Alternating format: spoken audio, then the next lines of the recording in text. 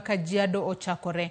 Ma en tok migao mar rito le mag bungu tend kaonti ma Kajiado gi bad riwruok mar rito le KWS chuga put mar ji 13 mabiro tayo okang' makamano. Jatend migao mar limbe Laktar Alfred Mutua lero ni aputno biro chako chiwo paro kaluwore gi dwaro mar chik kaka okang' mar neno ni kar limbe no oket e lwet kaonti ma Kajiado. Jafwambo marwa Wenga ni kod ler. Chuogo aput makamano koro nyiso chakruok mar tend kaonti ma Kajiado kawo thuolo mar tayo kar rito le ma Amboseli. Jotelo mane wuoyo nopuoyo kama kamano. Haijalishi unafanya ofisi gani, rais amesema Amboseli itarudi Kajiado.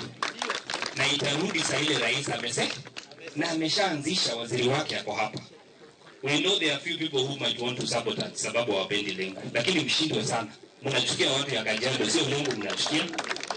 So anything about this part should not be again for discussion. Presidential directive is a presidential directive. Sisi tunataka kuona ile mtu ya serikali ambaye ataka kuobey directive. Sisi ni wanasiasa. We will go to the podium na tutaongea kila kitu kuhusu hiyo mtu. My side from the beginning have learned how to live with wildlife. We, the NGOs, are fully behind this move.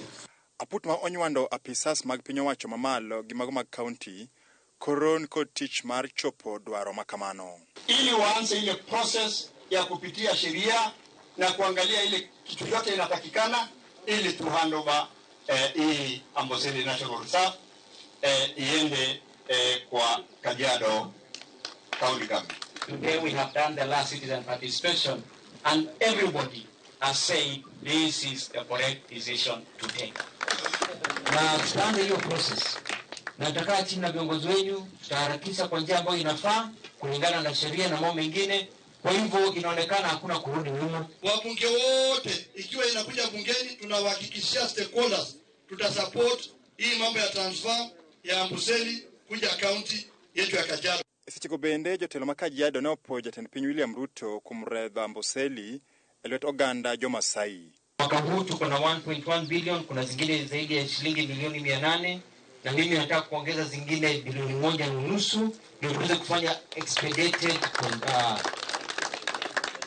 compensation. Na hii vita ya wanyama na nini tutaweka fence. Na mimi nina mpango. One of my things that I want to achieve ni kwenda kumbuka nao ni kwamba mimi nita fence kote mahali wananchi wanasumbuliwa ni wanyama. Wenga, Ramogi TV.